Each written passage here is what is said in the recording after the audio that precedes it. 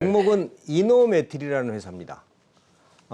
이노메틸이라는 회사가 왜 여러분들이 관심을 가져야 되느냐 하면은 사실 LG화학이 이번에 배터리가 폭발되면서 엄청나게 그 배상액을 물어주기로 돼 있었고 그것 때문에 주가가 많이 내렸는데 이전 같으면은 아마 그 뭐 배터리가 이상이 없다, 뭐 온도가 문제다 이랬었는데 이번에는 확실하게 무엇으로 얘기를 했냐면은 분리막이 접혔다, 전극이 접혔다.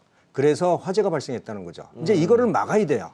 이거를 막아야 되는데 이 공정이 주로 어디서 발생되냐면 스태킹 공정이라서 발생이 되는데 LG화학에서 이제 LG 엔솔은 아직 아니고 뭐 상장이 안 됐으니까 LG화학에서 이번에 결정을 한 게 뭐냐면 지금 사실 그 엑스레이 비파괴 검사를 마지막 공정에서 샘플링 검사만 했었거든요. 우리가 이제 포장하기 직전에 그랬는데 이제는 전 공정에 그다음에 전수 검사를 하기로 이번에 거의 결정을 한 것 같아요.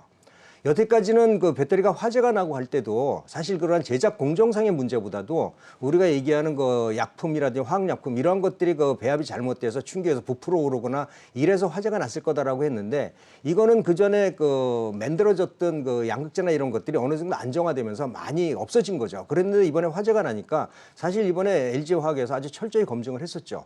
여러분들도 기억하실 거예요. 예전에 갤럭시 그 휴대폰에서 배터리가 폭발하는 사고가 났었는데 그때도 원인이 뭐였었냐면은요.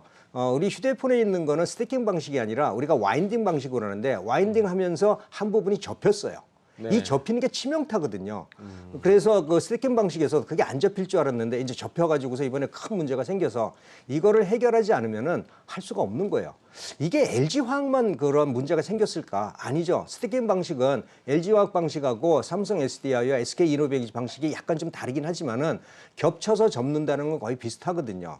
자, 이랬을 때 노스볼트도 마찬가지예요. BYD도 마찬가지고 앞으로 LG화학이 이런 거를 밝혀냈기 때문에 이거를 방지하기 위해서 뭘 실시를 하냐면은 LG화학처럼 전수검사, 비파괴 전수검사를 실시할 거라고 저는 확신을 거의 하고 있습니다. 만약에 그게 안 된다면은 배터리 2차 전지 그 배터리 폭발 때문에 무서워서 못 합니다. 그렇죠. 그래서 이 회사가 이노메틸이라는 회사는 사실 그 국내에서 그 생산되는 2차 전지 그 비파괴 검사기의 1인제뿐만 아니라 기술력으로 봐서 세계 최고 회사입니다.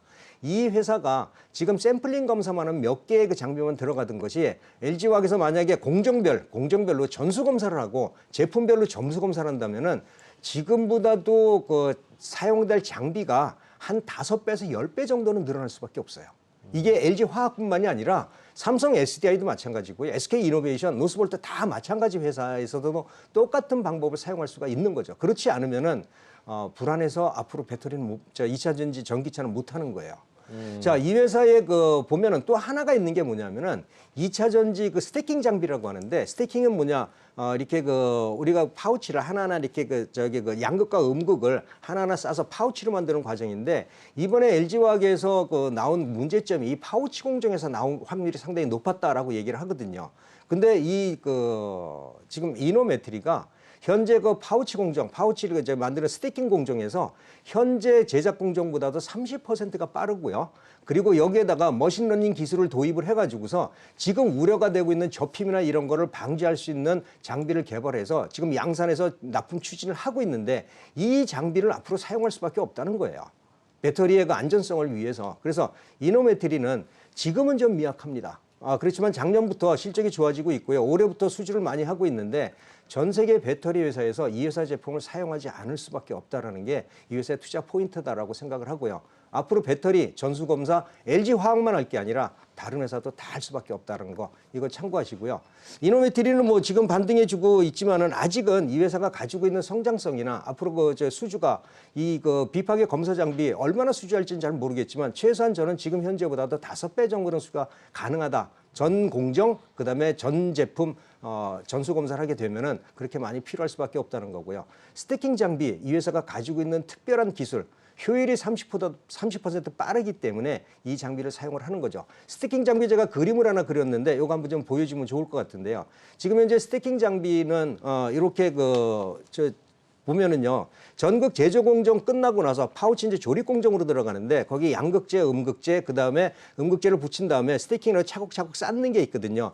이 공정에서 문제가 생긴 거예요. 근데 지금 스테이킹 공정에서 제트 스테이킹과 그다음에 그 일반 스테이킹하고 와인딩이 있는데 제트 스테이킹은 삼성 SDI하고 그다음에 SK 이노베이션이 하고요. 그다음에 그 LG화학 같은 경우에는 이제 라미네이팅 스테이킹을 하고 있는데 이 회사에서 이번에 개발한 게 제티 스테이킹입니다. 제티 스테이킹에 이 머신러닝 그 기술을 도입을 하고요. 속도가 30%가 빠르고 안전성이 있고 속도가 빠르다면은 이 회사 장비를 사용할 수밖에 없다는 거죠. 이번에 화재가 나지 않았으면 좀 지연이 됐을지도 모르지만 이번에 화재에서 분리막 접힘, 그다음에 그 전극 접힘이 거의 확실히 됐기 때문에 앞으로 이 회사가 전 세계 배터리 회사에서 관심을 받을 수밖에 없다라는 말씀을 드리고요. 1차적으로 반등을 하게 되면은 저는 그 지난 고점 23,000원 정도까지는 충분히 반등이 가능할 거다라는 생각이 좀 듭니다.